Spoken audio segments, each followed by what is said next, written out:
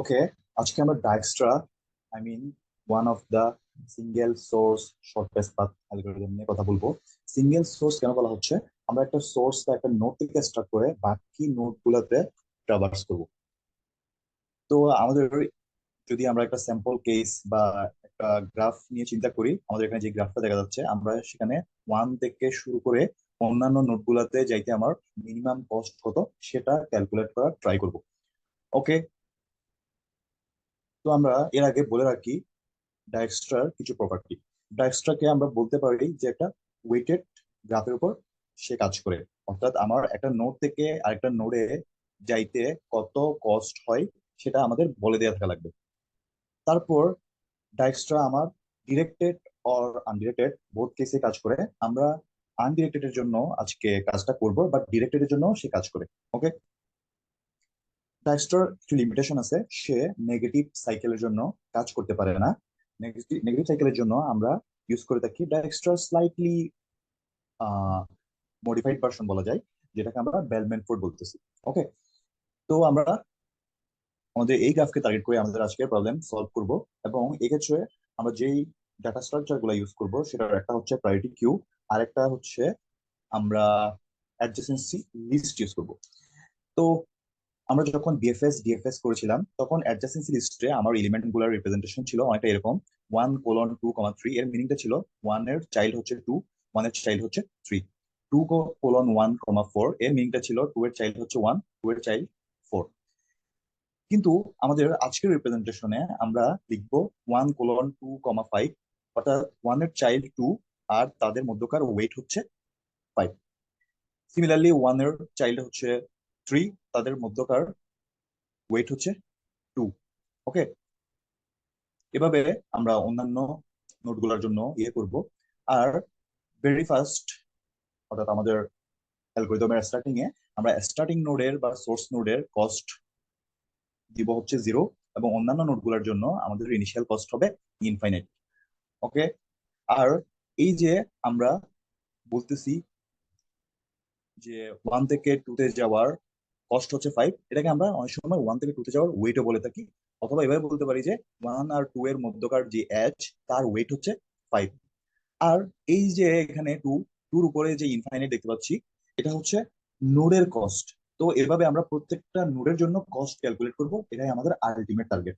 এবং ফাইনালি শেষে দেখবো আমরা আমাদের যে টার্গেট নোড থাকবে, অর্থাৎ আমরা যেটার জন্য কস্ট ক্যালকুলেট করব, সেই নোডে সোর্স থেকে আমরা কোন পাথ ধরে আসতে পারছি বা কিভাবে আসছি সেটাও আমরা বের করার ট্রাই করব।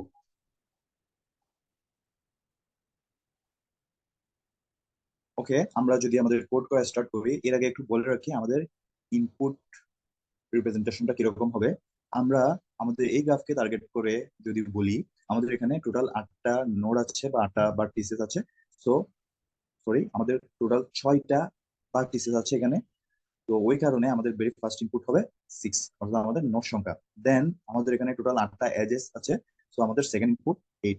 তারপর আমরা প্রত্যেকটা এজ কে ইনপুট নিব, আই মিন এভাবে আটটা এজ কে ইনপুট নিব, আর সাথে তাদের ওয়েট, অর্থাৎ ওয়ান টু। এর মিনিংটা হচ্ছে ওয়ানের সাথে টু এর কানেকশন বা এজ আছে, আর তাদের ওয়েট হচ্ছে ফাইভ। ইন দিস ওয়ে, ওয়ানের সাথে থ্রি এর কানেকশন আছে, তাদের ওয়েট হচ্ছে টু।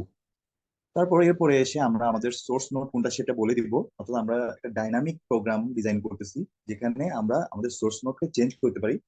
অর্থাৎ আমাদের ওয়ান কে আমরা সোর্স বলতে পারি, টু কে সোর্স বলতে পারি, কোনো সমস্যা নাই, বাট এট এ টাইম একজনই শুধু সোর্স হইতে পারবে। অর্থাৎ আমরা যখন একবার রান করবো তখন ওয়ান আমাদের জন্য সোর্স, ওয়ান এর উপর বেস করে বাকি সবগুলোর কস্ট ক্যালকুলেট করব। যদি আমরা টু কে সোর্স বলে দিই, তাহলে টু এর উপর বেস করে বাকি সবগুলোর জন্য আমরা কস্ট ক্যালকুলেট করব। তারপর আমরা আমাদের ডেস্টিনেশন নোড বা কোথায় যেতে চাই অ্যাকচুয়ালি সে ক্যালকুলেট করে সবার জন্যই কস্ট ক্যালকুলেট করে রাখবে। বাট আমরা যদি কোনো একজনের জন্য সেটা প্রিন্ট করে দেখতে চাই, এভাবে আমরা একটা ডেস্টিনেশন নোড দিয়ে দিব। ওকে, যেটা আমরা এক্ষেত্রে সিক্স বলতেছি, আর আমাদের স্টার্টিং নোড ওয়ান। ওকে, আমরা আমাদের এই বিষয়টাকে টার্গেট করে যদি কোড করা স্টার্ট করি, সো আমরা দুটো ভেরিয়েবল নেব, ইন্ট নোড এজ। আমরা যদি ইনপুট নিই নোড দেন এজ, তারপর আমরা বলতেছি আমরা আটটা এজ ইনপুট নিব। তো আমাদের হচ্ছে এটা ফর লুপ চালাইতে হবে for int I equals 0 less than h I plus plus. তো আমরা আমাদের এজ গুলো ইনপুট নেওয়ার সময় বলি যে ইউ থেকে বি এর দিকে এজ আছে, ওই কারণে আমরা দুটো ভেরিয়েবল ডিক্লেয়ার করব, ইন্ট ইউ দেন বি, দেন তাদের মধ্যকার ওয়েটটাকে আমরা ওয়েট দিয়ে যদি ইন্ডিকেট করি, তাহলে আমার ইনপুট হবে এরকম cin U cin V then weight. তো আমরা এই যে ইনপুট ফরম্যাটটা লিখলাম ইউ বি ডাব্লিউ, এর মিনিং হচ্ছে 1 দেন 2 দেন 5। 1 হচ্ছে ইউ, 2 হচ্ছে বি, 5 হচ্ছে সেই ওয়েটটা। তো আমরা যেটা করি, এটা তো জাস্ট ইনপুট নিলাম, এখন সেই ইনপুটকে স্টোর করতে হবে আমার অ্যাডজেসেন্সি লিস্টে। তো সেটা আমরা অ্যাজ ইউজুয়াল যেভাবে বিএফএস এ বা ডিএফএস এ করেছিলাম সেভাবে এচ ইউ ডট পুশব্যাক বি। কিন্তু আমরা যদি এভাবে শুধু ইউ এর মধ্যে বি কে পুশ করি, তাহলে বিষয়টা অনেকটা এরকম হয়ে যাবে, 1 এর মধ্যে 2, 1 এর মধ্যে 3। কিন্তু আমরা তো সেটা চাই না, আমরা চাই 1 এর মধ্যে 2 তার সাথে অ্যাসোসিয়েট হয়ে তার ওয়েটটা বা তাদের ওয়েটটাও থাকবে। তাই আমাকে যেটা করতে হবে, মেক পেয়ার বলে একটা টার্ম ইউজ করতে হবে, অর্থাৎ আমরা পেয়ার রাখতে চাই এখানে, তারপর সেখানে রাখতে চাই বি এবং তাদের ওয়েট। তো আমরা যেহেতু আনডিরেক্টেড গ্রাফের জন্য কাজ করতেছি, আমরা ইউ এর সাথে বি এর যেমন অ্যাসোসিয়েশন দেখাবো, তেমনি ভাবে বি এর সাথে ইউ এর অ্যাসোসিয়েশনও দেখাবো। So B dot push back make pair U. আর তাদের ওয়েট কিন্তু দুই ক্ষেত্রেই সেম, অর্থাৎ 1 থেকে 2 তে যাইতে যে ওয়েট, 2 থেকে 1 আসতেও সেম ওয়েট। আমরা এই লাইনটাকে অ্যাকচুয়ালি মেক পেয়ার টার্মটা ইউজ না করে কার্লি ব্রেসেস দিয়েও রিপ্রেজেন্ট করতে পারি, অর্থাৎ এটাও আমার পেয়ারে ইন্ডিকেট করে। So it's up to you which format you will use. Okay, তো আমাদের গ্রাফ তৈরি করা শেষ, অর্থাৎ আমার ইনপুট নেওয়া হয়ে গেছে বলতে গেলে অনেকটা এতটুকু পর্যন্ত। এরপরে আমাদেরকে যেটা ডিফাইন করতে হবে সেটা হচ্ছে আমাদের সোর্স এন্ড ডেস্টিনেশন। তো আমরা এরপর আরো দুটা ভেরিয়েবল নিব, একটা হচ্ছে আমার স্টার্ট বা সোর্স, একটা ডেস্ট বা ডেস্টিনেশন। আমরা সেগুলো যদি ইনপুট নেই, স্টার্ট দেন ডেস্ট। তো আমরা ইনপুট নিয়ে নিলাম, এখন আমরা যেটা করব সেটা হচ্ছে আমি আমার ডায়াক্সট্রা ফাংশনটাকে কল দিব। তো আমরা যদি ডায়াক্সট্রা নামক একটা ফাংশনকে কল দিই এবং তার মধ্যে আমরা পাঠাবো আমাদের স্টার্টিং নোডটা। Okay, that's it. অর্থাৎ ডায়াক্সট্রা নামে একটা ম্যাজিক্যাল ফাংশন আছে মনে করি, যদিও অ্যাকচুয়ালি সেটা এখন নাই। এখন আমরা সেই ফাংশনকে কল দিয়েছি আমাদের স্টার্ট নোড দিয়ে, আই মিন এক্ষেত্রে আমরা 1 এজিউম করে নিতে পারি। তো আমরা যদি একটু খেয়াল করি, এই যে আমরা অ্যাডজাসেন্সি লিস্টটা ইউজ করেছি, সেই লিস্টটা তো এক্সিস্ট করে না। তো আমাকে যেটা করতে হবে ফার্স্টে সেটা ডিক্লেয়ার করে আসতে হবে। আমরা জানি অ্যাডজাসেন্সি লিস্ট আমরা ডিক্লেয়ার করতে পারি ভেক্টর, তার মধ্যে থাকে হচ্ছে তার ডাটা টাইপ ইন্ট, তারপর তার নাম এজ দিলাম আমরা, এবং সাইজ আমরা আপাতত 1000 দিলাম। কিন্তু এটা যদি আমরা ডিক্লেয়ার করি এভাবে, তাইলে সেটা কিন্তু আমরা বিএফএস বা ডিএফএস এ যেভাবে ইউজ করেছিলাম বা এই রিপ্রেজেন্টেশনটাই আমরা করতে পারবো। যেহেতু আমাদেরকে পেয়ার রিপ্রেজেন্টেশন করতে হবে, এক্ষেত্রে আমাদের এখানে পেয়ার লিখতে হবে, পেয়ার। এবং পেয়ারে আমরা যে দুইটা ডাটা রাখতেছি, একটা হচ্ছে নোট, পরেরটা হচ্ছে ওয়েট। তো আমরা ধরে নিই দুইটা ইন্টিজার টাইপের, কোনো কারণে যদি আমাদের ওয়েটটা আমরা ফ্লোট টাইপের বা ডাবল টাইপের চিন্তা করি, তাহলে প্রথমটা ইন্ট পরেরটা আমরা ফ্লোট লিখতাম, কিন্তু এক্ষেত্রে আমরা দুইটাই ইন্টিজারই ধরে নিই আপাতত। ওকে, তো আমাদের অ্যাডজেসেন্সি লিস্ট ডিক্লেয়ার করা হয়ে গেল। এখন আমাদের টার্গেট হচ্ছে সেই ফাংশনটা লেখা, ডায়াক্সট্রা ফাংশন। তো আমরা ফাংশনের নাম দিই ডায়াক্সট্রা। যেহেতু আমরা স্টার্ট নোটকে, অর্থাৎ আমরা যখন ফাংশন ইনভোক করতেছিলাম তখন আর্গুমেন্ট আকারে স্টার্টকে পাস করতেছিলাম, তো এটাকে এখানে রিসিভ করব প্যারামিটার আকারে, আমরা সেটা নাম দিয়ে দিই সোর্স। এখন আমার রিটার্ন টাইপ কি হবে, আমরা চাচ্ছি প্রত্যেকটা নোডের জন্য সে ক্যালকুলেট করে রাখুক, ওই কারণে আমরা কোনো ইন্ডিভিজুয়াল নোডের জন্য কোনো কস্ট বা ডিস্টেন্স রিটার্ন করব না। ওই কারণে আমরা রিটার্ন টাইপ ভয়েড দিয়ে দিলাম, অর্থাৎ কোনো ভ্যালু রিটার্ন করার দরকার নাই, সবগুলো তার মধ্যে সেভ হয়ে থাকুক, ইউনিভার্সালি আমরা পরে অ্যাক্সেস করে নিব। সো আমাদের ডায়াক্সট্রার বা ডায়াক্সট্রা ফাংশনের স্ট্রাকচার আমরা লিখলাম। এখন এই স্ট্রাকচার বা ফাংশন বডিতে আমাদের তেমন কিছু নাই, জাস্ট আমরা তার নামটা বা আইডেন্টিফায়ারটা দিলাম, তারপর তার প্যারামিটারটা ডিজাইন করলাম। এখন যদি আমরা ফাংশন বডি রাইট করার ট্রাই করি, তাইলে শুরুতে আমাদের যে কাজটা করতে হবে, এই যে আমরা বলতেছিলাম আমার সবগুলা নোটের কস্ট ইনিশিয়ালি আমরা ইনফাইনাইট করে দিব, সে কাজটা করতে হবে। সেটা আমরা সি প্লাস প্লাস এর একটা বেসিক ফিচার মিম সেট করে করতে পারি, কিন্তু মিম সেট অনেক সময় কাজ করে না, ওই কারণে আমরা একটা লুপ চালিয়ে সেটা করব। For int I equal 0, I less then 1000, I plus plus. অর্থাৎ আমরা ধরে নিচ্ছি আমাদের এখানের যে নোট গুলা সেগুলো সিরিয়ালি 0 থেকে 1000 আগ পর্যন্ত বা 1000 পর্যন্ত এরকমই হবে। ওই কারণে আমরা এইভাবে লিখতে পারছি। যদি আমার এখানে র্যান্ডম নোট চলে আসে 1 5 7 4 2, তখন কিন্তু আমরা এইভাবে লুপ চালিয়ে করতে পারতাম না। তখন আমাকে একটা কন্টেনার মেনটেন করতে হতো, যেখানের মধ্যে আমার নোট গুলোকে আমরা স্টোর করতাম। দেন কস্ট অফ, এখন যেভাবে আই লিখতেছি তখন লিখতাম হচ্ছে, যদি ভেক্টর বা বি এর মধ্যে তাকে রাখতাম, তাহলে V I, cost of V I equal to, আমরা ইনফাইনাইট করে দিতাম বা এরকম কিছুটা করে দিতাম। ওকে, তো ইনফাইনাইট টার্মটা যদি আমরা লিখি আই এন এফ। ওকে, তো আমাদের এখানে তো বিআই বলতে কোনো কিছু এক্সিস্ট করে না, তাই আমরা কস্ট অফ আই অর্থাৎ cost of 0, cost of 1, cost of 2, cost of 3, এভাবে করে কস্ট অফ 999 পর্যন্ত আমরা ইনফাইনাইট করে দিয়েছি। যদিও আমার এই গ্রাফে আমার 999 পর্যন্ত নাই, বাট বুঝতে পারতেছি আমরা 1 2 3 4 সবগুলা সিরিয়ালি চলে আসবে, বাকি কিছু এক্সট্রা কাজ হয়ে যাবে আর কি, কোনো সমস্যা নেই। ওকে, তো আমরা ইনফাইনাইট করে দিয়েছি। এখন যেটা খেয়াল করতেছি, ইনফ যে লিখলাম, what is the meaning of inf. তো এটা আমাদেরকে সি প্লাস প্লাস এর ম্যাক্রো যেভাবে আমরা ইউজ করি, hash define INF inf equal to big একটা নাম্বার, সেটা আমরা এভাবে লিখতে পারি। অথবা সি প্লাস প্লাস এর বা সিতে যে ইন্ট ম্যাক্স ইন্ট মিন যে ফিচারটা আছে, ওর ইন্ট ম্যাক্স টার্মটাও আমরা ইউজ করতে পারতাম। তো আমরা সবগুলা নোডের ইনিশিয়াল কস্ট ইনফাইনাইট করে দিছি। এখন আমরা যে কস্ট যে অ্যারেটা ইউজ করছি এটা তো নাই, এক্সিস্ট করে না, তাই আমাকে যেটা করতে হবে সেটা ডিক্লেয়ার করে আসতে হবে। আমরা ইন্ট কস্ট 1000টা নোডের জন্য সেটা ডিক্লেয়ার করলে সেটা এরকমই দেখাবে। দেন আমরা পরে ইউজ করব সেরকম আরেকটা বিষয় হচ্ছে প্যারেন্ট। তো আমরা প্যারেন্ট নামক আরেকটা অ্যারে ডিক্লেয়ার করতেছি, যাতে কোন নোড থেকে আমরা কোন নোডের কাছে এসেছি, অর্থাৎ কোন নোডের জন্য আমরা মিনিমাম ভ্যালুটা পাচ্ছি, অথবা কোন নোডের প্যারেন্ট কে, সেটা যাতে আমরা হিসেব রাখতে পারি ওই কারণে। ওকে, এই যে আমি এখানে cost I equal two infinite করে দিয়েছি, এর মাধ্যমে আমার সবগুলো নোডের কস্ট ইনফাইনাইট হয়ে গেছে। বাট আমরা জানি আমার সোর্স নোডের ক্ষেত্রে সেটা 0 হওয়ার কথা, তাই আমাকে যেটা করতে হবে, cost of swords equal to 0 করা। ওকে, দ্যাট মিনস আমার কস্ট অফ 1 0 হয়েছে। এখন আমাকে যেটা করতে হবে, প্যারেন্ট সেট করতে হবে, প্যারেন্ট অফ সোর্স। আমরা জানি প্যারেন্ট অফ সোর্স সে নিজেই, so parent of swords is equal to source itself, one এর প্যারেন্ট ওয়ান নিজে। এরপরে আমাদের যেটা করতে হবে, আমরা এখানে কিউ ইউজ করব না বা স্টেক ইউজ করব না, আমরা প্রায়োরিটি কিউ ইউজ করব। তো প্রায়োরিটি কিউতে আমরা আমাদের এলিমেন্ট গুলো পুশ করব, পুশ সোর্স। এখন আমরা একটা বিষয় বলি, আমরা প্রায়োরিটি কিউতে যদি আমাদের শুধু নোড গুলাকে পুশ করি বা ইনসার্ট করি, তখন আমাদের একটা পারপাস সার্ভ হবে না। অর্থাৎ যার কস্ট বর্তমানে কম তাকে নিয়ে কাজ করার যে প্রায়োরিটি বা যে টার্গেটটা, সেটা আমরা ফুলফিল করতে পারবো না। তাই আমাদেরকে নোটটাকে পুশ করতে হবে, এট দ্য সেম টাইম তার ওই মুহূর্তের কস্টটাকেও আমাকে পুশ করতে হবে। ওকে, অর্থাৎ এক্ষেত্রে কস্ট অফ 1, পরবর্তীতে আমি যদি 2 নিয়ে কাজ করি তাহলে কস্ট অফ 2, এগুলোকেও আমাকে পুশ করতে হবে। দ্যাট মিনস পেয়ার নিয়ে কাজ করতে হবে।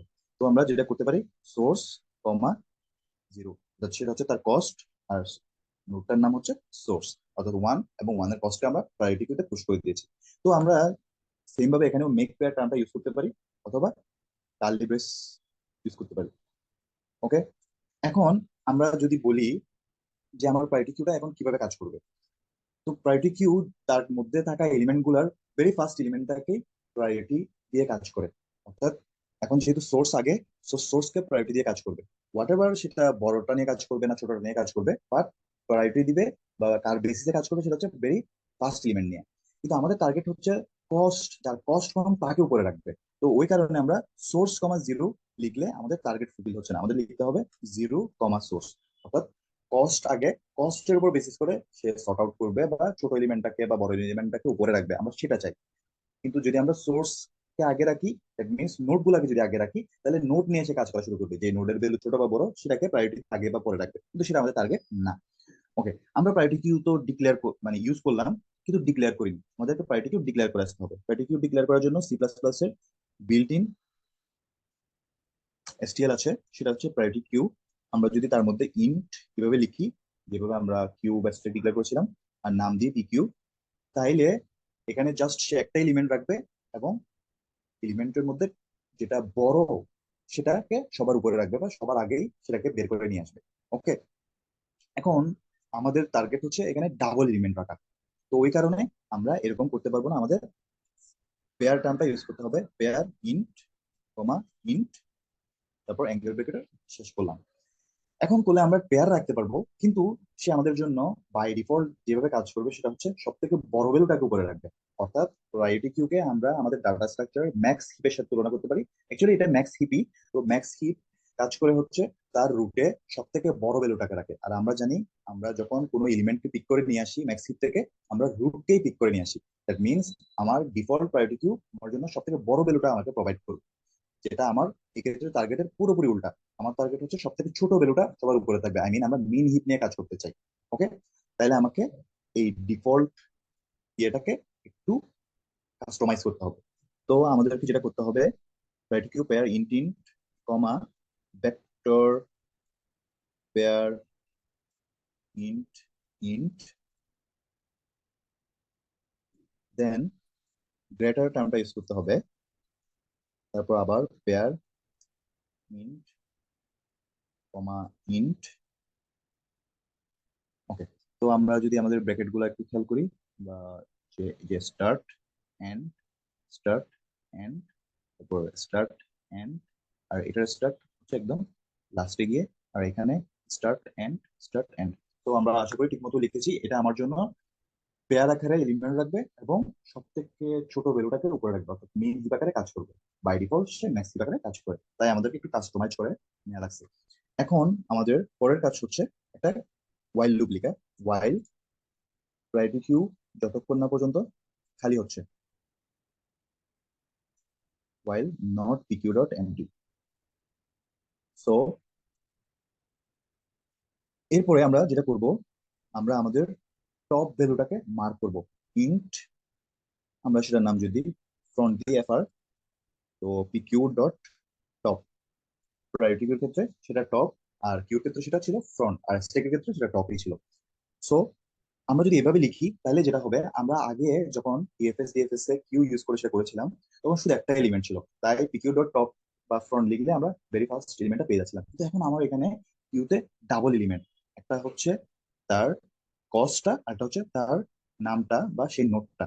তো আমরা যেহেতু এখন সেই নোটটাকে চাচ্ছি, অর্থাৎ সেই ওয়ানটাকে চাচ্ছি, তাহলে আমাকে যেটা করতে হবে, আর সেই নোটটা হচ্ছে আমার সেকেন্ড এলিমেন্ট আকারে। ওকে, তাহলে লিখতে হবে ডট সেকেন্ড। ওকে, আমার ফ্রন্ট ইয়ে করা হয়ে গেল। আর যেহেতু আমরা তাকে মার্ক করে ফেলেছি, এখন তাকে আমরা পপ করে দিতে পারি, ডট পপ। পপ করার ক্ষেত্রে কাকে পপ করবো সেটা লেখার দরকার নাই, কারণ আমার টপকেই সে বাই ডিফল্ট পপ করবে।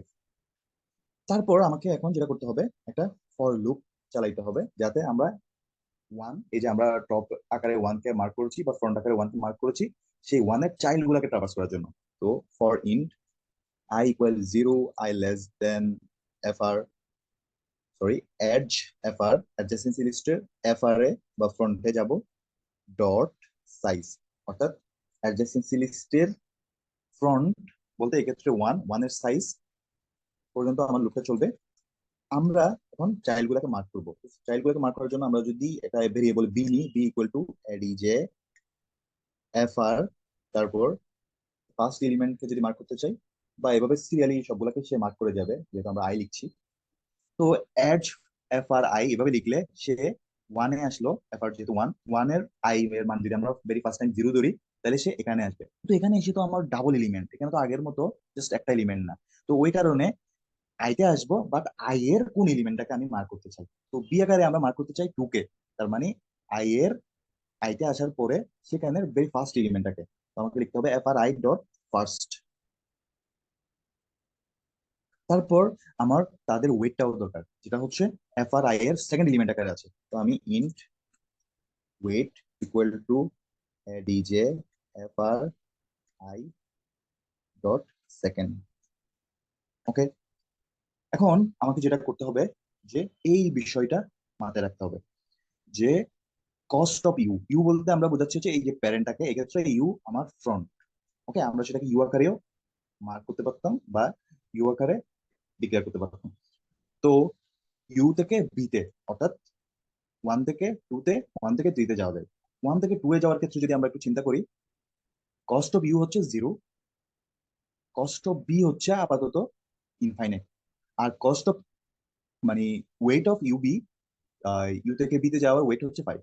তো cost of U plus weight of U V যদি কস্ট অফ বি থেকে ছোট হয়, অর্থাৎ 0 প্লাস তাদের মধ্যকার এজ এর ওয়েট, এটা হচ্ছে টোটাল মিলা 5, লেস দেন আমার কস্ট অফ বি যেটা আছে আপাতত ইনফাইনাইট, তার থেকে যদি ছোট হয়, তাহলে কস্ট অফ বি কে আপডেট করে দাও। তো cost of to equal to cost of U plus weight of U B. Okay, তার মানে এখন কস্ট অফ টু হয়ে গেল যে 0 + 5 = 5, ইনফাইনাইট কেটে আমরা সেখানে 5 বসিয়ে দিচ্ছি, বিষয়টা এরকম। তো এই বিষয়টা যদি আমি আমার কোডে লিখি, ইফ কস্ট অফ ইউ, লিখবো না আমরা, কারণ আমাদের এখানে ইউ ফ্রন্ট দিয়ে আমরা বুঝাচ্ছি F R, plus weight of ইউবিও আমাদের লেখার দরকার নাই, বিকজ আমরা সেটাকে ওই ওয়েট আকারে মার্ক করেছি। তো weight less than cost of, এটা বি লিখতে পারি আমরা, তার চাইল্ড বা টু কে বি আকারে মার্ক করেছি। যদি এটা হয় তাহলে আমার কস্ট অফ বি আপডেট করে দাও, cost of B equal to cost of F R plus weight. Okay, আমার বিশাল একটা কাজ শেষ। এখন আমার সেকেন্ড কাজ হচ্ছে তার parent, parent of B equal to, যেহেতু সে ওয়ান থেকে এসেছে, তাইলে আমরা বলতে পারি ফ্রন্টে হচ্ছে তার প্যারেন্ট। তারপর যেটা করতে হবে, তাকে পিকিউর মধ্যে পুশ করতে হবে, পিকিউ ডট পুশ বা কালি ব্রেস ইউজ করে যদি করি, তাইলে আমরা আগে হচ্ছে তাদের কস্টটা ইনসার্ট করবো, so cost of B, then নোটটাকে ইনসার্ট করবো, সেটা হচ্ছে বি। অর্থাৎ আমরা টু এর ফার্স্টে কস্ট কে ইনসার্ট করছি, দেন টু কে ইনসার্ট করছি, সেটা এইভাবে চিন্তা করতে পারি। ওকে, মোটামুটি আমার লিখা শেষ। এখন আমরা মেইন ফাংশনে ফেরত এসে যদি আমার কস্টটা প্রিন্ট করা ট্রাই করি, আউট,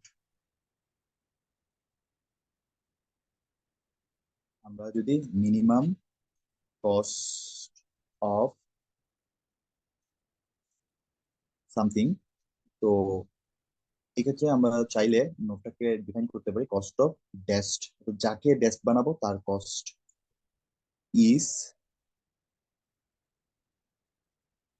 কস্ট অফ ডেস্ট। অর্থাৎ এটা আমার একটা ইউনিভার্সাল বা গ্লোবাল অ্যারে, যার মধ্যে প্রত্যেকটা এলিমেন্টের, প্রত্যেকটা নোডের কস্ট জমা হয়ে আছে। তো আমরা ডেস্ট এটা যদি প্রিন্ট করতে চাই, সেটা এরকমই হবে, কস্ট অফ ডেস্ট।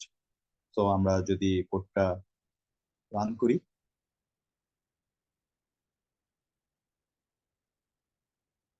okay, আমরা এই গ্রাফের ইনপুট রিপ্রেজেন্টেশন এটাকে বলছি। তো এটাকে যদি আমরা কপি করে আমার কনসোলে দিই, তাইলে আমরা দেখি আমাদের ইয়ে কত আসে।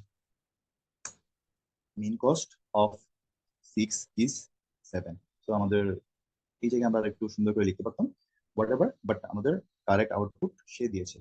এখন কারেক্ট দিয়েছে কিনা সেটা আমরা কিভাবে দেখতে পারি, আমি যদি এটা একটু নিয়ে আসি, এই যে 1 থেকে 3 তে টু কস্টে, দেন তার সাথে এক যোগ করলে 3, দেন 4, দেন 3 যোগ করলে 7, এটাই মিনিমাম কস্ট হওয়ার কথা। এখন আমরা পাথটা প্রিন্ট করে দেখবো যে আসলে যেটা ভাবছি সেটা ঠিক আছে কিনা। আর আমি এটাকে বলতে কি, এখন আমরা যদি এটার জন্য আমার পাথটা প্রিন্ট করতে চাই, তো এটার জন্য আমরা একটা ভেক্টর বা কন্টেইনার ইউজ করব। ভেক্টর ডাটা টাইপ হচ্ছে ইন্টিজার, আমরা ইন্টিজার ভ্যালু রাখবো, এন্ড নাম দিলাম বিবি, বিকজ আমরা বি টার্মটা আগে ইউজ করেছি এখানে, তো যাতে কনফ্লিক্ট না করে। ওকে, এরপরে আমরা একটা টেম্পোরারি ভেরিয়েবল ইউজ করবো, যেটার নাম দিলাম নাও, এবং সেটা ইকুয়াল টু শুরুতে ড্যাশড করে দিব। অর্থাৎ আমাদের এই অংশটা যেভাবে কাজ করবে, আমরা শুরুতে আমার ডেস্টিনেশন নোডে থাকবো, আর ডেস্টিনেশন নোডের প্যারেন্টের কাছে ফেরত আসবো, দেন তার প্যারেন্টের কাছে, দেন তার প্যারেন্টের কাছে, দেন তার প্যারেন্টের কাছে, এভাবে করে আমরা ব্যাক করার চেষ্টা করবো। সো আমরা যে ট্রেস ব্যাক করব, ওই কারণে শুরুতে এখন আমরা ডেস্টিনেশন আছি এরকমই ধরে নিচ্ছি। ওকে, আর আরেকটা কাজ করতে হবে, আমার ভেক্টরের মধ্যে ভেরি ফার্স্ট টাইম আমরা আমার ডেস্টিনেশনকে পুশ করে দিব। ওকে, এখন আমার ভেক্টরের মধ্যে শুধু 6 আছে, বা ডেস্টিনেশনটাই আছে। এখন আমরা একটা ওয়াইল লুপ লেখার চেষ্টা করব। ওয়াইল now not equal to parent নাও, যতক্ষণ না পর্যন্ত নাও আর প্যারেন্ট নাও সেম হচ্ছে ততক্ষণ পর্যন্ত আমার ওয়াইল লুপটা চলতে থাকে। এখন এটা কেন বলতেছি, এই যে সিক্স, সিক্স এর প্যারেন্ট, প্যারেন্ট অফ সিক্স কত, সেটা কি সিক্স? না, six of parent of six হচ্ছে ফাইভ। প্যারেন্ট অফ ফাইভ কি ফাইভ? না, প্যারেন্ট অফ ফাইভ হচ্ছে ফোর। এইরকম। কিন্তু আমরা ওয়ান এর ক্ষেত্রে যদি আসি, parent of one is equal to what? Yes, it is one. Parent of one is equal to one. অর্থাৎ শুধু ওয়ানে আসলেই আমরা দেখতে পাবো যে প্যারেন্ট আর সে মিলে গিয়েছে। দ্যাট মিনস ততক্ষণে আমরা অন্য নোটগুলো ট্রাভার্স করে এখানে চলে আসবো। ওয়ানে এসে দেখবো যে প্যারেন্ট আর প্যারেন্ট নাও এটা যেহেতু সেম, আমার এখানে এটা এক্সিট হয়ে যাবে, ওয়াইল লুপ আর এক্সিকিউট হবে না। যদি না হয় তাহলে কি করো, তাহলে নাও ইকুয়াল টু প্যারেন্ট নাও করে দাও। অর্থাৎ এই বিষয়টা যদি আমি আরেকবার গ্রাফ থেকে একটু বোঝানোর চেষ্টা করি, এখন আমার নাম হচ্ছে সিক্স, যেহেতু ডেস্ট লিখে দিয়েছি, ডেস্টিনেশন যেহেতু সিক্স, আমরা তাকে বলতেছি যে six I mean now equal to parent of now কিনা, প্যারেন্ট অফ সিক্স কিনা। নাও হচ্ছে সিক্স, প্যারেন্ট অফ সিক্স হচ্ছে সিক্স না, প্যারেন্ট অফ সিক্স হবে ফাইভ। অ্যাকচুয়ালি ফাইভ হবে না ফোর হবে, সেটা নির্ভর করবে সে আসলে কোথা থেকে এসেছে। তো আমরা যদি এটাকে থিওরিটিক্যালি সলভ করি, তোমরা দেখতে পাবা যে সে আসলে ফাইভ থেকেই সিক্স যখন আসছে তখনই এটার মিনিমাম ভ্যালুটা পাইছে। তার মানে সিক্স এর প্যারেন্ট ফাইভই হওয়ার কথা। তো নাও হচ্ছে সিক্স আর প্যারেন্ট অফ সিক্স হচ্ছে ফাইভ, তাহলে তো ম্যাচ করলো না, তাহলে ভিতরে আসবে। তো ভিতরে এসে নাও এর মান এখন প্যারেন্ট অফ নাও করে দাও। তো প্যারেন্ট অফ নাও হচ্ছে parent of six, parent of six হচ্ছে ফাইভ, তার মানে নাও এখন ফাইভ হয়ে গেছে। বিষয়টা এরকম। তো আমরা বি ভেক্টরের মধ্যে আমার কারেন্ট নাওকে পুশ করে দিব।